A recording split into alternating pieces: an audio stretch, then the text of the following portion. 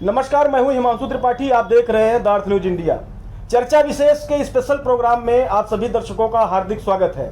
आज हमारे साथ जुड़ेंगे वरिष्ठ पत्रकार प्रदीप पांडे जी। प्रदीप पांडे जी समाज सेवी भी हैं, वरिष्ठ पत्रकार भी हैं और बड़े विवादित चेहरे भी हैं। विवादित चेहरा मैं इसीलिए कह रहा हूं कि एक ऐसा नेता उस समय होता था जिसके साथ इनकी हर तीसरे दिन कोई न कोई अनबन, मुकदमेबाजी, इनका अरेस्ट, इनके यहाँ नोटिस जाना, उसकी खबरें चलना एक बहुत बड़ा एक ऐसा दशक हुआ करता था कि जब एक पत्रकार और एक नेता दोनों चर्चा का विषय बने रहते थे। आज वो नेता जो है समाजवादी पार्टी से, उसी विधानसभा आलापुर से, जिस विधानसभा से आप आते हैं उसी विधानसभा आलापुर से प्रत्याशी हैं और अपने आप को समाजवादी पार्टी से कंफर्म टिकट होने का दावा करते हैं और इस विधानसभा चुनाव में जीतने का भी दावा प्रस्तुत करते हैं। चर्चा में आज आपसे सबसे पहला प्रश्न ये है, विवाद बड़ा अच्छा लगता है आपको? नहीं, कोई विवाद अच्छा नहीं लगता। विवाद होना भी नहीं चाहिए। विवाद नहीं होना चाहिए तो काहे करते हैं इतना विवाद? मतभेद हो सकते हैं, मनभेद नहीं होना चाहिए। मनभेद नहीं है। अच्छा, क्या मतभेद थे? कुछ दर्शक बड़ा उत्सुकता से इस प्रश्न को बार बार हमारे यहाँ मेल करते हैं कि ये जानने की उनके पास कोशिश करते हैं कि क्या ऐसे मतभेद थे उस समय आपके त्रिभुवन दत्त जी से? हमारे त्रिभुवन दत्त जी से कोई मतभेद नहीं थे।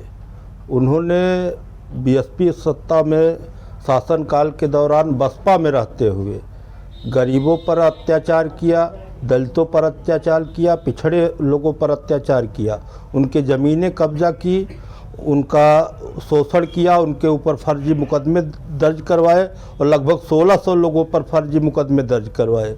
अब ऐसे व्यक्ति को समाजवादी पार्टी संरक्षण प्रदान करे तो फिर समाजवादी पार्टी जाने मुझसे क्या मतलब। समाजवादी पार्टी के मुखिया मंच पे त्रिभुवन दत्त जी का स्वागत करते हैं और समाजवादी पार्टी त्रिभुवन दत्त जी जनसंपर्क में ये दावा करते हैं कि अब की बार समाजवादी सरकार उनके साथ। अब ये तो माननीय अखिलेश यादव जी बता सकते हैं उनकी अहमियत क्या है, लेकिन जिस व्यक्ति को आलापुर विधानसभा क्षेत्र की सम्मानित जनता ने एक बार वह भाजपा बसपा गठबंधन के उम्मीदवार के तौर पर वर्ष 2002 के उपचुनाव में सांसद चुने गए थे और इसके बाद जब आगे चुनाव हुआ तो उनको लगभग 92,000 मतों के अंतर से हरा दिया जी।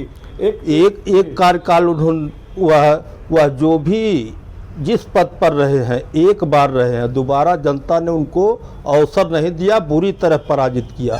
फिर वर्ष 2007 में उनको विधानसभा चुनाव लड़ाया गया। जिला पंचायत अध्यक्ष, सांसद बनने के बाद फिर नीचे सीढ़ी चलती गई, ऊपर नहीं नीचे सीढ़ी चलती गई। फिर एमएलए का चुनाव लड़ाया गया। एमएलए बसपा की बहार में वह हो भी गए, लेकिन वर्ष 2012 में जब चुनाव लड़ाया गया, बहुजन समाज पार्टी ने लड़ाया तो समाजवादी पार्टी के भीम प्रसाद सोनकर ने 31,000 वोटों के मतों से विधानसभा चुनाव में पराजित कर दिया। फिर उन्हें 17 में भी बीएसपी ने चुनाव में उतारा और फिर भाजपा की अनीता कमल ने 30,000 वोटों के अंतर से हरा दिया। फिर जनता नहीं स्वीकार कर रही है, पार्टियां टिकट देती जाए। अब समाजवादी पार्टी उनको टिकट दे, बीजेपी टिकट दे, कांग्रेस टिकट दे, टिकट देने से थोड़े जनता नहीं स्वीकार कर रही है, न करेगी।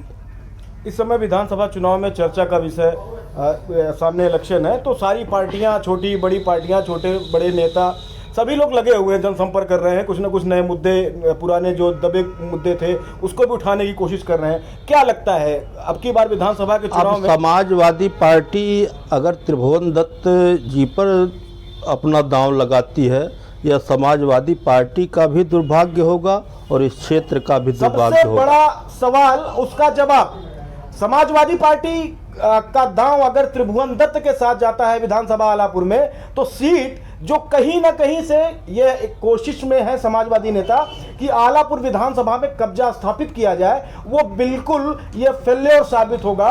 आप प्रदीप पांडे जी हैं, समाज सेवी हैं और वरिष्ठ पत्रकार हैं, आपका सर्वे ये कहता है मुद्दा क्या रहेगा आपकी बार विधानसभा चुनाव में? मुद्दा रहेगा यहाँ 2012 से जो भी चुनाव हो रहे हैं वह त्रिभुवन दत्त को हराने के लिए हो रहे हैं, किसी को जिताने के लिए नहीं। जो भी सबल रहेगा वह जीत जाएगा, जो जनता में दिखेगा कि हाँ उनको हरा सकता है उसी के तरफ लोग हो जाएंगे, वह उसको वोट करेंगे।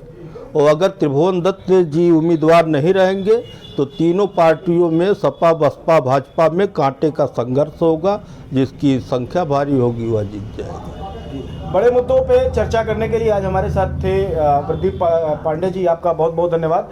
विधानसभा के चुनाव में नए नए मुद्दे नए नए लोगों के साथ नए नेताओं के साथ रूबरू कराते रहते हैं। बने रहिए दर्शन इंडिया के साथ। नेक्स्ट एपिसोड में जल्द ही मिलते हैं। जय हिंद।